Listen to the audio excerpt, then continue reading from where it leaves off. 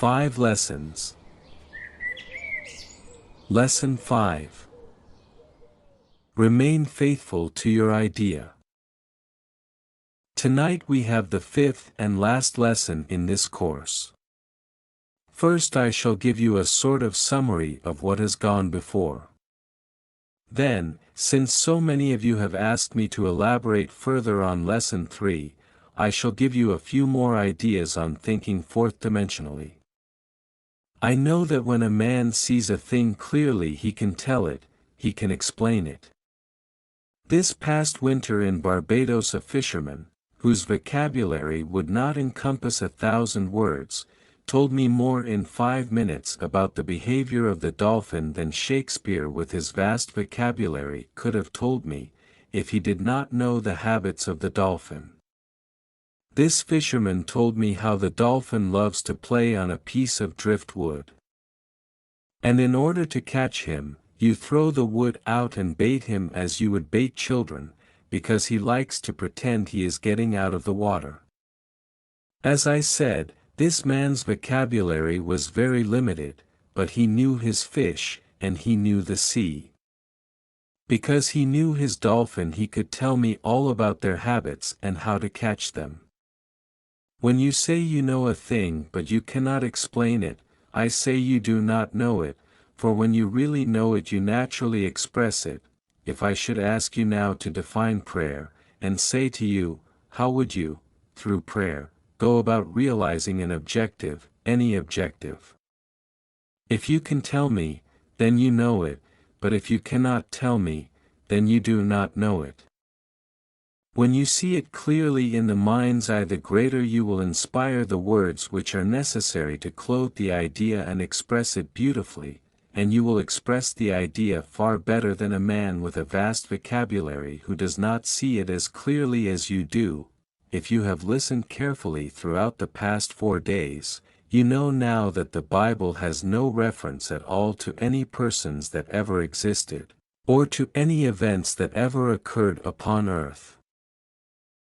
The authors of the Bible were not writing history, they were writing a great drama of the mind which they dressed up in the garb of history, and then adapted it to the limited capacity of the uncritical, unthinking masses. You know that every story in the Bible is your story, that when the writers introduce dozens of characters in the same story they are trying to present you with different attributes of the mind that you may employ.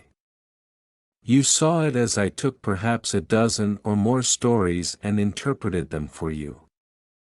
For instance, many people wonder how Jesus, the most gracious, the most loving man in the world, if he be man, could say to his mother, what he is supposed to have said to her as recorded in the 2nd chapter of the Gospel of St. John. Jesus is made to say to his mother, Woman, what have I to do with thee? John 2 verse 4. You and I, who are not yet identified with the ideal we serve, would not make such a statement to our mother. Yet here was the embodiment of love saying to his mother, Woman, what have I to do with thee? You are Jesus, and your mother is your own consciousness. For consciousness is the cause of all, therefore, it is the great father-mother of all phenomena. You and I are creatures of habit. We get into the habit of accepting as final the evidence of our senses. Wine is needed for the guests and my senses tell me that there is no wine, and I through habit am about to accept this lack as final. When I remember that my consciousness is the one and only reality, therefore if I deny the evidence of my senses and assume the consciousness of having sufficient wine, I have in a sense rebuked my mother or the consciousness which suggested lack, and by assuming the consciousness of having what I desire for my guests, wine is produced in a way we do not know. I have just read a note here from a dear friend of mine in the audience.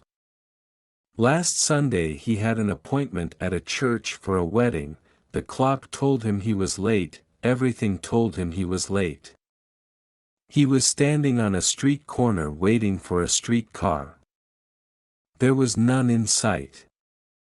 He imagined that, instead of being on the street corner, that he was in the church.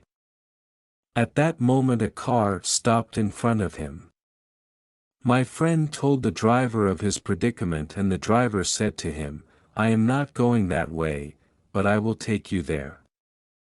My friend got into the car and was at the church in time for the service. That is applying the law correctly, non-acceptance of the suggestion of lateness. Never accept the suggestion of lack. In this case I say to myself, what have I to do with thee? What have I to do with the evidence of my senses? Bring me all the pots and fill them. In other words, I assume that I have wine and all that I desire. Then my dimensionally greater self inspires in all, the thoughts and the actions which aid the embodiment of my assumption. It is not a man saying to a mother, "Woman, what have I to do with thee?" It is every man who knows this law who will say to himself, when his senses suggest lack, "What have I to do with thee? Get behind me." I will never again listen to a voice like that, because if I do, then I am impregnated by that suggestion and I will bear the fruit of lack. We turn to another story in the Gospel of St. Mark where Jesus is hungry. And seeing a fig tree afar off having leaves, he came, if haply he might find anything thereon, and when he came to it, he found nothing but leaves, for the time of figs was not yet. And Jesus answered and said unto it, No man eat fruit of thee hereafter forever. And his disciples heard it. Mark 11 verses 13 and 14. And in the morning, as they passed by, they saw the fig tree dried up from the roots. Mark 11 verse 20. What tree am I blasting? Not a tree on the outside. It is my own consciousness. I am the vine. John 15 verse 1. My consciousness, my I amness is the great tree, and habit once more suggests emptiness, it suggests barrenness, it suggests 4 months before I can feast. But I cannot wait 4 months. I give myself this powerful suggestion that never again will I even for a moment relieve that it will take 4 months to realize my desire. The belief in lack must from this day on be barren and never again reproduce itself in my mind. It is not a man blasting a tree.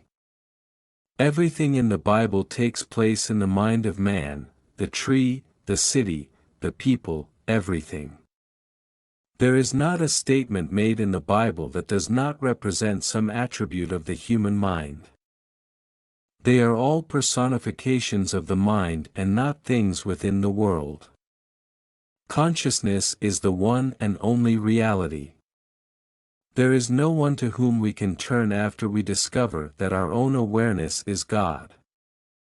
For God is the cause of all and there is nothing but God. You cannot say that a devil causes some things and God others. Listen to these words. Thus saith the Lord to his anointed, to Cyrus, whose right hand I have holden, to subdue nations before him, and I will loose the loins of kings, to open before him the 2-leaved gates, and the gates shall not be shut. I will go before thee, and make the crooked places straight, I will break in pieces the gates of brass, and cut in sunder the bars of iron. And I will give thee the treasures of darkness, and hidden riches of secret places, that thou mayest know that I, the Lord, which call thee by thy name, am the God of Israel. Isaiah 45 verses 1 and 2, 3. I form the light, and create darkness, I make peace, and create evil, I the Lord do all these things. Isaiah 45 verse 7. I have made the earth, and created man upon it, I, even my hands, have stretched out the heavens, and all their host have I commanded. I have raised him up in righteousness, and I will direct all his ways. He shall build my city, and he shall let go my captives, not for price nor reward, saith the Lord of hosts.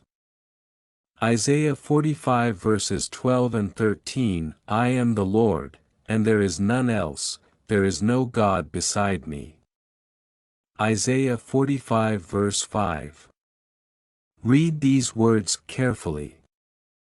They are not my words, they are the inspired words of men who discovered that consciousness is the only reality. If I am hurt, I am self-hurt. If there is darkness in my world, I created the darkness and the gloom and the depression. If there is light and joy, I created the light and the joy. There is no one but this I amness that does all. You cannot find a cause outside of your own consciousness. Your world is a grand mirror constantly telling you who you are.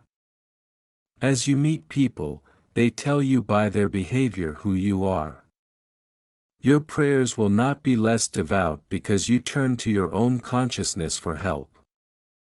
I do not think that any person in prayer feels more of the joy, the piety, and the feeling of adoration, than I do when I feel thankful, as I assume the feeling of my wish fulfilled, knowing at the same time it is to myself that I turned.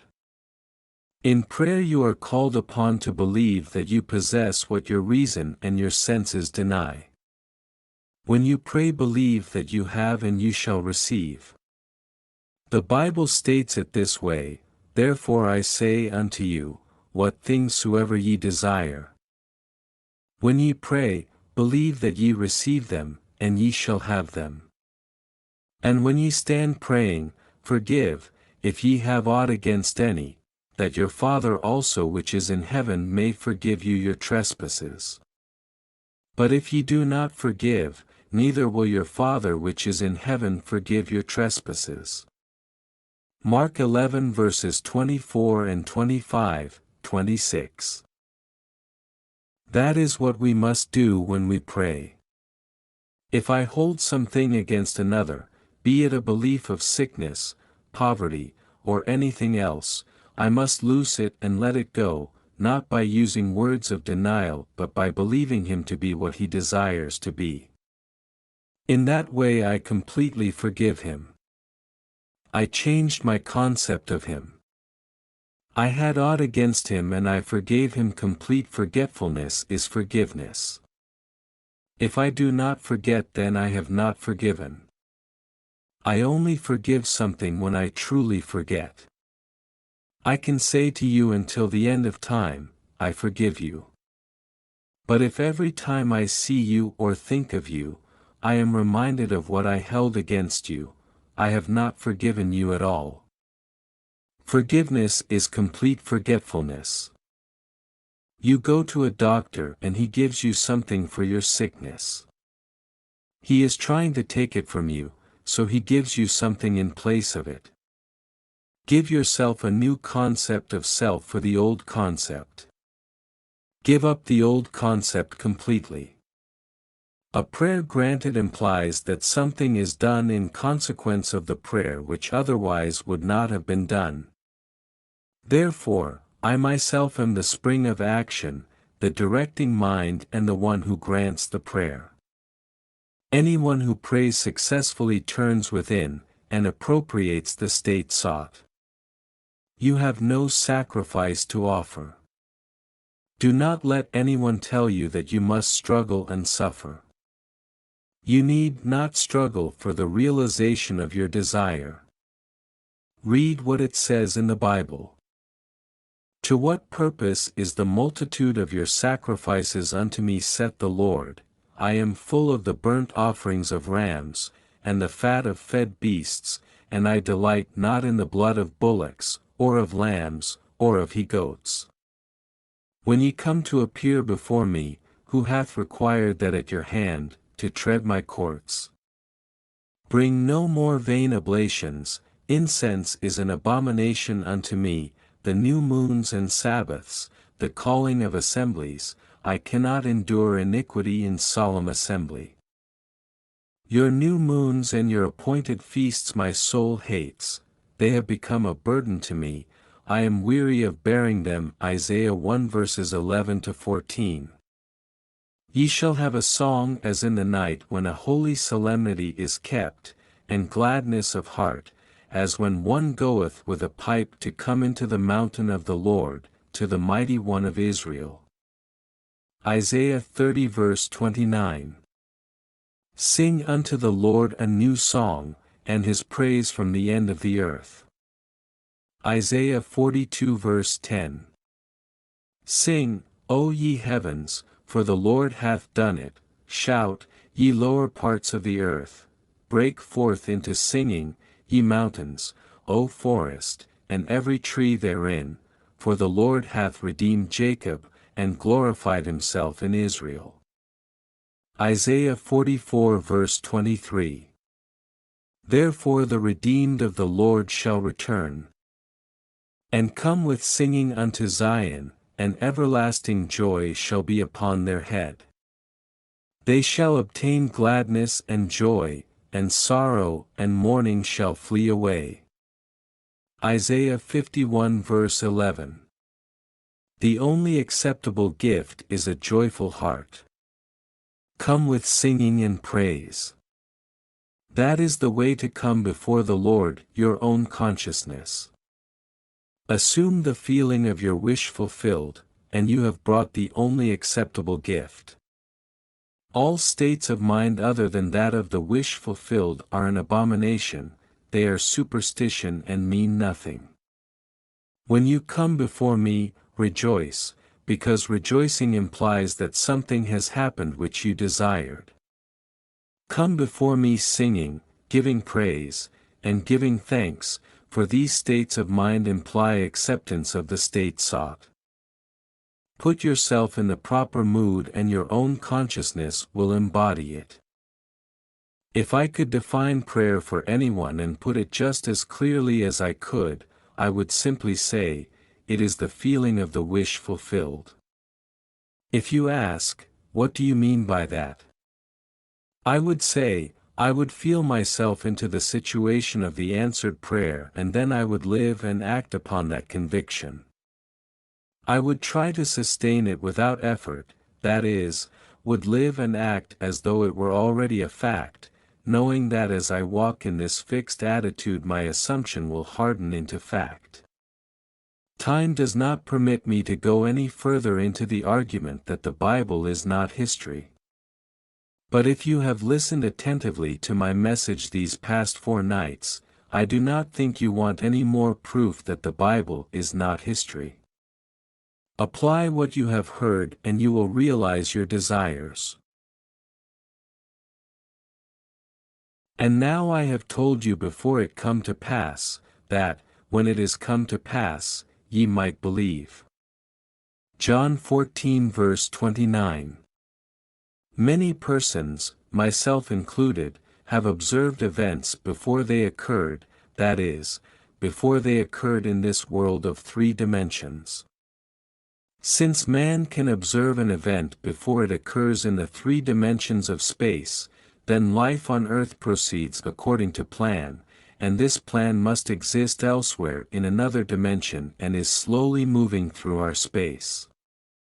If the occurring events were not in this world when they were observed, then to be perfectly logical they must have been out of this world. And whatever is there to be seen before it occurs here must be predetermined, from the point of view of man awake in a 3-dimensional world. Yet the ancient teachers taught us that we could alter the future, and my own experience confirms the truth of their teaching. Therefore, my object in giving this course is to indicate possibilities inherent in man, to show that man can alter his future, but, thus altered, it forms again a deterministic sequence starting from the point of interference, a future that will be consistent with the alteration. The most remarkable feature of man's future is its flexibility. The future, although prepared in advance in every detail, has several outcomes. We have at every moment of our lives the choice before us which of several futures we will have. There are two actual outlooks on the world possessed by everyone, a natural focus and a spiritual focus. The ancient teachers called the one the carnal mind, and the other the mind of Christ. We may differentiate them as ordinary waking consciousness, governed by our senses, and a controlled imagination, governed by desire. We recognize these two distinct centers of thought in the statement, "The natural man receiveth not the things of the Spirit of God, for they are foolishness unto him, neither can he know them, because they are spiritually discerned." 1 Corinthians 2 verse 14. The natural view confines reality to the moment called now. To the natural view, the past and future are purely imaginary. The spiritual view on the other hand sees the contents of time. The past and future are a present whole to the spiritual view. What is mental and subjective to the natural man is concrete and objective to the spiritual man. The habit of seeing only that which our senses permit renders us totally blind to what, otherwise, we could see. To cultivate the faculty of seeing the invisible, we should often deliberately disentangle our minds from the evidence of the senses and focus our attention on an invisible state, mentally feeling it and sensing it until it has all the distinctness of reality. Earnest, concentrated thought focused in a particular direction shuts out other sensations and causes them to disappear. We have only to concentrate on the state desired in order to see it. The habit of withdrawing attention from the region of sensation and concentrating it on the invisible develops our spiritual outlook and enables us to penetrate beyond the world of sense and to see that which is invisible. For the invisible things of him from the creation of the world are clearly seen. Romans 1 verse 20. This vision is completely independent of the natural faculties. Open it and quicken it.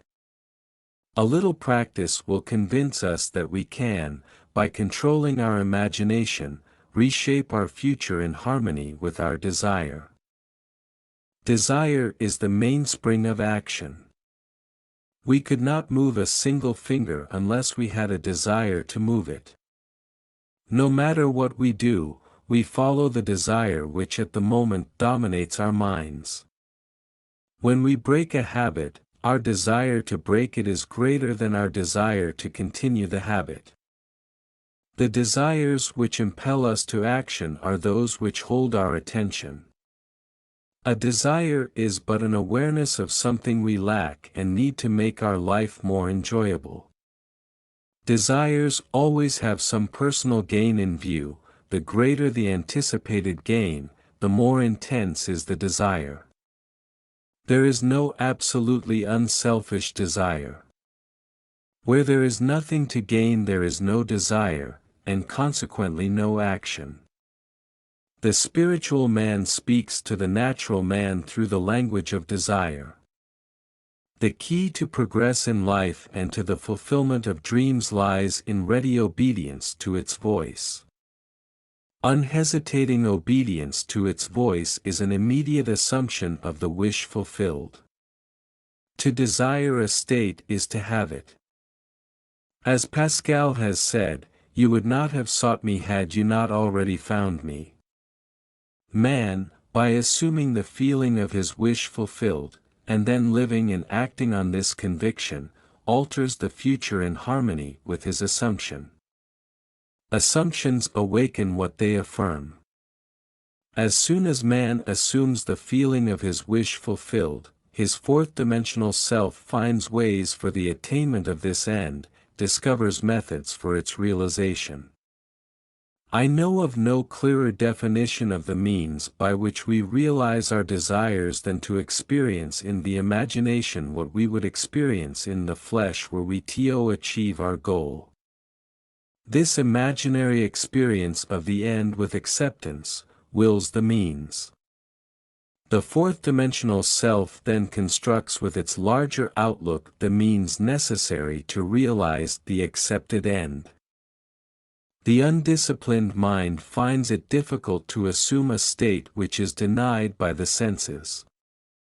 But here is a technique that makes it easy to call things which are not seen as though they were, that is, to encounter an event before it occurs. People have a habit of slighting the importance of simple things. But this simple formula for changing the future was discovered after years of searching and experimenting. The first step in changing the future is desire, that is, define your objective, know definitely what you want. Secondly, construct an event which you believe you would encounter following the fulfillment of your desire, an event which implies fulfillment of your desire, something which will have the action of self predominant. Thirdly, immobilize the physical body, and induce a condition akin to sleep by imagining that you are sleepy. Lie on a bed, or relax in a chair. Then, with eyelids closed and your attention focused on the action you intend to experience in imagination, mentally feel yourself right into the proposed action, imagining all the while that you are actually performing the action here and now.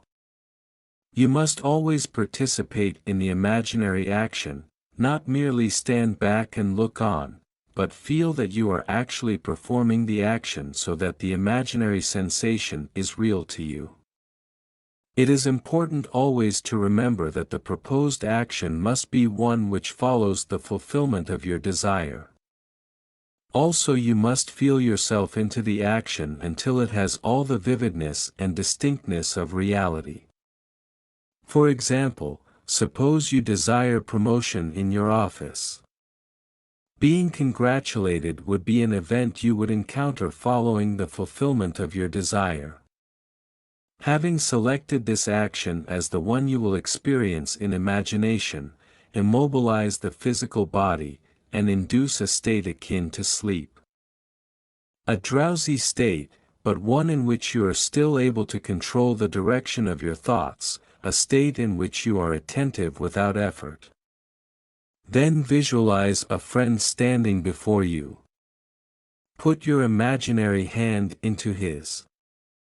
Feel it to be solid and real, and carry on an imaginary conversation with him in harmony with the action. You do not visualize yourself at a distance in point of space and at a distance in point of time being congratulated on your good fortune. Instead, you make elsewhere here, and the future now. The future event is a reality now in a dimensionally larger world, and oddly enough, now in a dimensionally larger world is equivalent to here in the ordinary three-dimensional space of everyday life. The difference between feeling yourself in action, here and now, and visualizing yourself in action, as though you were on a motion picture screen, is the difference between success and failure. The difference will be appreciated if you will now visualize yourself climbing a ladder. Then, with eyelids closed, imagine that a ladder is right in front of you and feel yourself actually climbing it. Desire, physical immobility bordering on sleep, and imaginary action in which self-feelingly predominates here and now, are not only important factors in altering the future, but they are also essential conditions in consciously projecting the spiritual self. When the physical body is immobilized and we become possessed of the idea to do something, if we imagine that we are doing it here and now and keep the imaginary action feelingly going right up until sleep ensues, we are likely to awaken out of the physical body to find ourselves in a dimensionally larger world with a dimensionally larger focus and actually doing what we desired and imagined we were doing in the flesh. But whether we awaken there or not, we are actually performing the action in the fourth-dimensional world, and will in the future reenact it here in the third-dimensional world.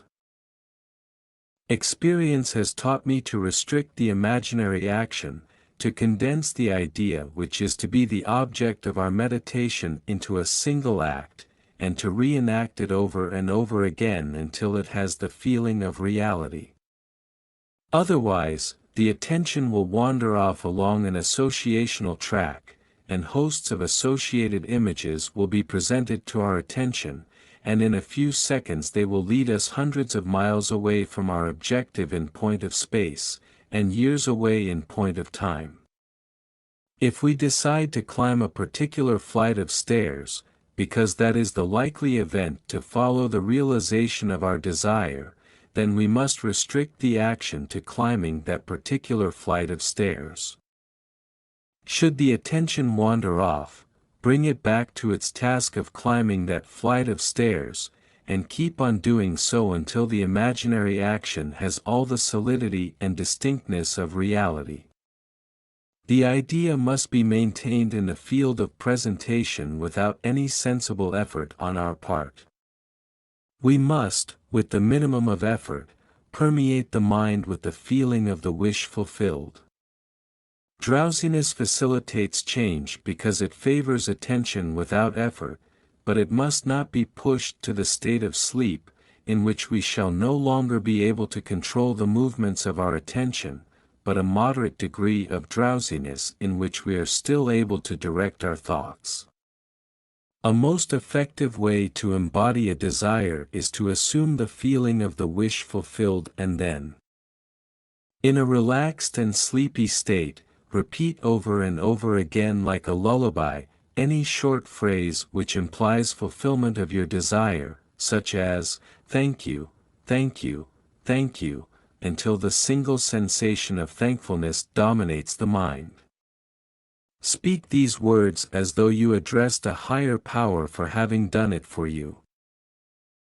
If, however, we seek a conscious projection in a dimensionally larger world, then we must keep the action going right up until sleep ensues.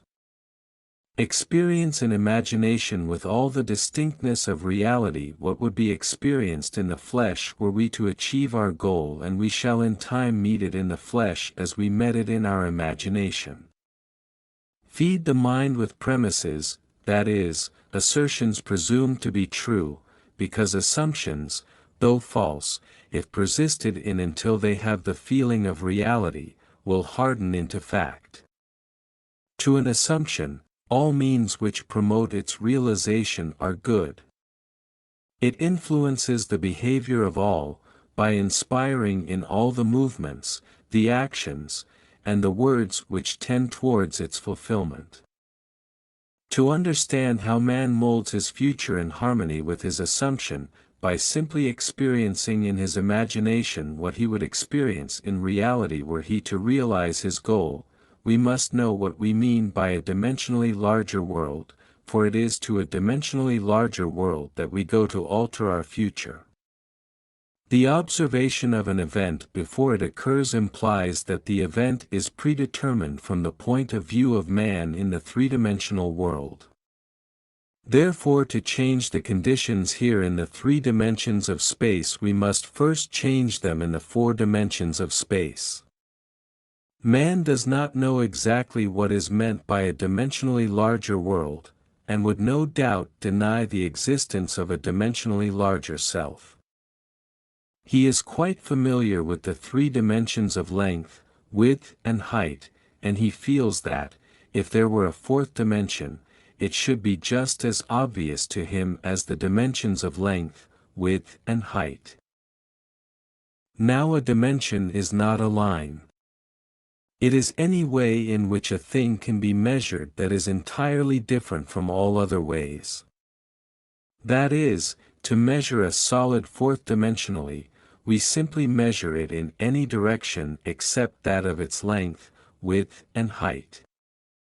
Now, is there another way of measuring an object other than those of its length, width and height? Time measures my life without employing the three dimensions of length, width and height. There is no such thing as an instantaneous object. Its appearance and disappearance are measurable. It endures for a definite length of time. We can measure its lifespan without using the dimensions of length, width and height. Time is definitely a fourth way of measuring an object. The more dimensions an object has, the more substantial and real it becomes. A straight line, which lies entirely in one dimension, acquires shape, mass and substance by the addition of dimensions. What new quality would time, the fourth dimension, give, which would make it just as vastly superior to solids, as solids are to surfaces and surfaces are to lines? Time is a medium for changes in experience, for all changes take time. The new quality is changeability. Observe that, if we bisect a solid, its cross-section will be a surface. By bisecting a surface, we obtain a line, and by bisecting a line, we get a point. This means that a point is but a cross-section of a line, which is, in turn, but a cross-section of a surface, which is, in turn, but a cross-section of a solid, which is, in turn, if carried to its logical conclusion, but a cross-section of a four-dimensional object. We cannot avoid the inference that all three-dimensional objects are but cross-sections of four-dimensional bodies. Which means, when I meet you, I meet a cross-section of the four-dimensional you, the four-dimensional self that is not seen. To see the four-dimensional self, I must see every cross-section or moment of your life from birth to death, and see them all as coexisting. My focus should take in the entire array of sensory impressions which you have experienced on earth, plus those you might encounter. I should see them, not in the order in which they were experienced by you, but as a present whole.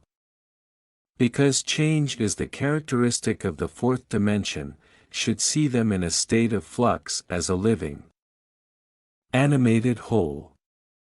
Now, if we have all this clearly fixed in our minds, what does it mean to us in this three-dimensional world?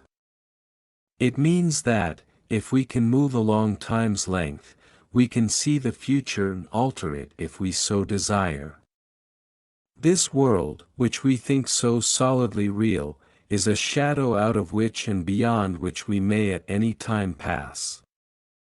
It is an abstraction from a more fundamental and dimensionally larger world, a more fundamental world abstracted from a still more fundamental and dimensionally larger world, and so on to infinity. For the Absolute is unattainable by any means or analysis, no matter how many dimensions we add to the world. Man can prove the existence of a dimensionally larger world by simply focusing his attention on an invisible state and imagining that he sees and feels it. If he remains concentrated in this state, his present environment will pass away, and he will awaken in a dimensionally larger world where the object of his contemplation will be seen as a concrete objective reality. I feel intuitively that, were he to abstract his thoughts from this dimensionally larger world and retreat still farther within his mind, he would again bring about an externalization of time. He would discover that, every time he retreats into his inner mind and brings about an externalization of time, space becomes dimensionally larger. And he would therefore conclude that both time and space are serial, and that the drama of life is but the climbing of a multitudinous dimensional time block.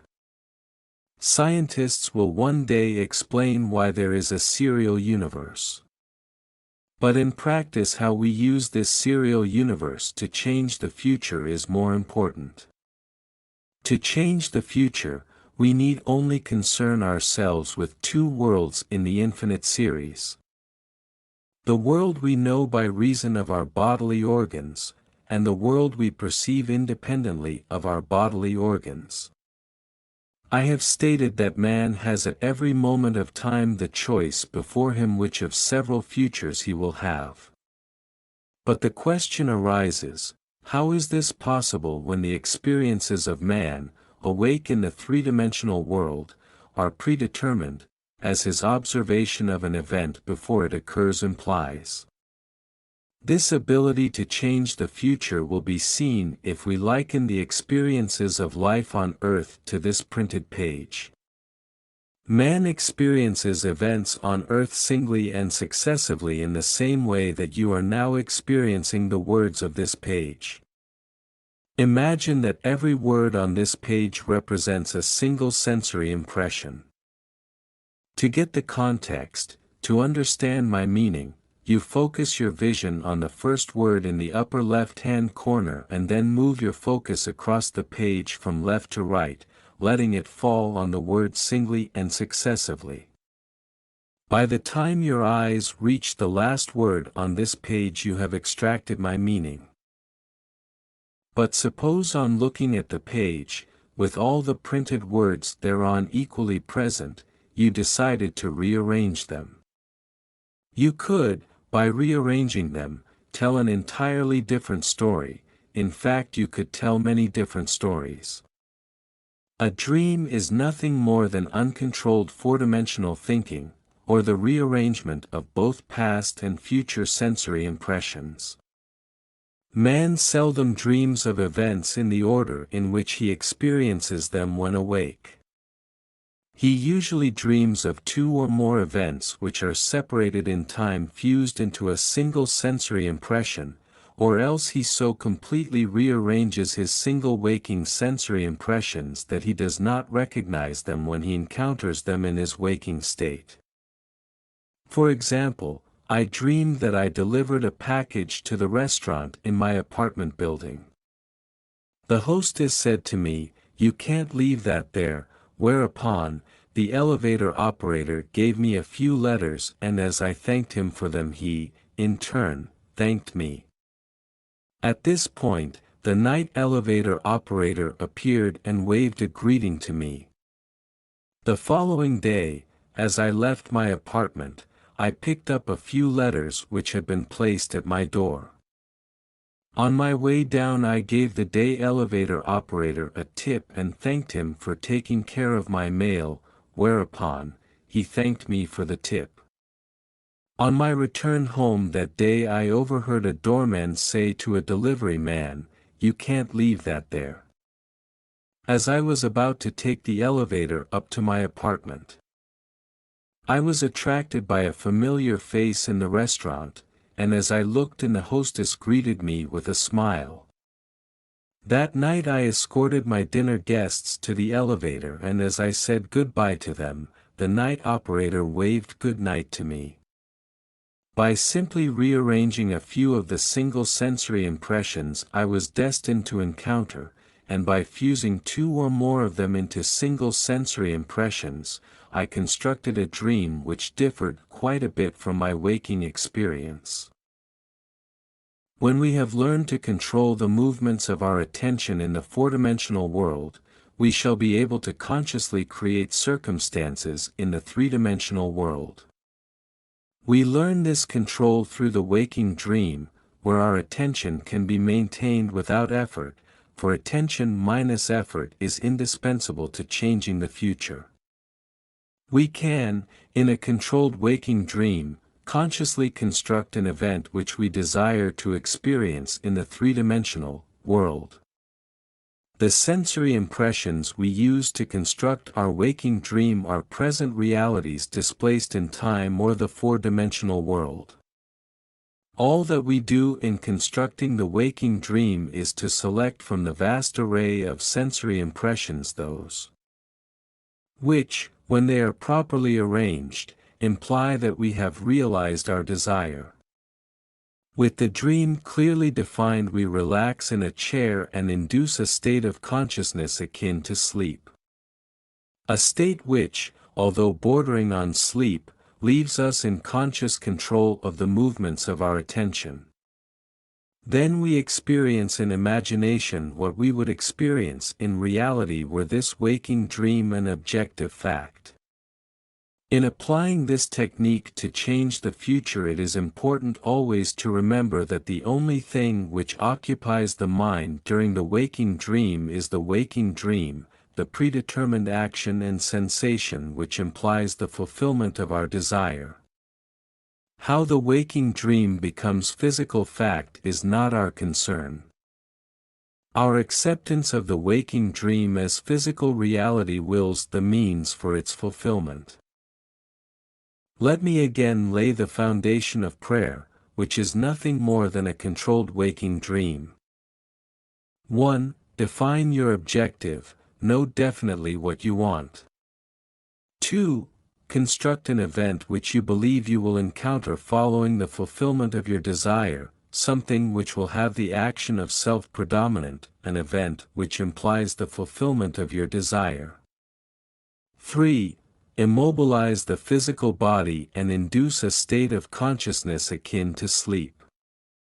Then, mentally feel yourself right into the proposed action, until the single sensation of fulfillment dominates the mind, imagining all the while that you are actually performing the action here and now, so that you experience in imagination what you would experience in the flesh were you now to realize your goal.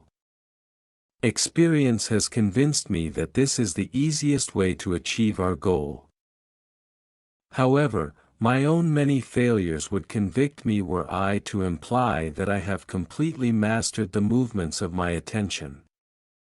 But I can, with the ancient teacher, say, "This one thing I do, forgetting those things which are behind, and reaching forth unto those things which are before, I press toward the mark for the prize."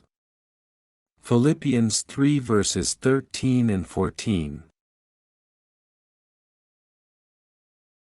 Again, I want to remind you that the responsibility to make what you have done real in this world is not on your shoulders. Do not be concerned with the how. You have assumed that it is done. The assumption has its own way of objectifying itself. All responsibility to make it so is removed from you. There is a little statement in the book of Exodus which bears this out. Millions of people who have read it, or have had it mentioned to them throughout the centuries, have completely misunderstood it. It is said, "Steep not a kid in its mother's milk." King James Version, "Thou shalt not see the kid in his mother's milk." Exodus 23 verse 19. Unnumbered millions of people, misunderstanding this statement. To this very day in the enlightened age of 1948, will not eat any dairy products with a meat dish. It just is not done. They think the Bible is history, and when it says, "Steep not a kid in its mother's milk," milk and the products of milk, butter and cheese, they will not take at the same time they take the kid or any kind of meat. In fact, they even have separate dishes with which to cook their meat. But you are now about to apply it psychologically. You have done your meditation and you have assumed that you are what you want to be. Consciousness is God. Your attention is like the very stream of life or milk itself that nurses and makes alive that which holds your attention. In other words, what holds your attention has your life. Throughout the centuries, a kid has been used as the symbol of sacrifice. You have given birth to everything in your world. But there are things that you no longer wish to keep alive, although you have mothered and fathered them. You are a jealous father that can easily consume, like Cronus, his children. It is your right to consume what formerly you expressed when you did not know better. Now you are detached in consciousness from that former state. It was your kid, it was your child, you embodied and expressed it in your world. But now that you have assumed that you are what you want to be, do not look back on your former state and wonder how it will disappear from your world. For if you look back and give attention to it, you are steeping once more that kid in its mother's milk. Do not say to yourself, I wonder if I am really detached from that state, or I wonder if so and so is true. Give all your attention to the assumption that the thing is so, because all responsibility to make it so is completely removed from your shoulders. You do not have to make it so. It is so. You appropriate what is already fact, and you walk in the assumption that it is, and in a way that you do not know, I do not know, no man knows, it becomes objectified in your world. Do not be concerned with the how, and do not look back on your former state. No man, having put his hand to the plow, and looking back, is fit for the kingdom of God. Luke 9 verse 62. Simply assume that it is done and suspend reason, suspend all the arguments of the conscious three-dimensional mind. Your desire is outside of the reach of the three-dimensional mind. Assume you are that which you wish to be, walk as though you were it, and as you remain faithful to your assumption, it will harden into fact.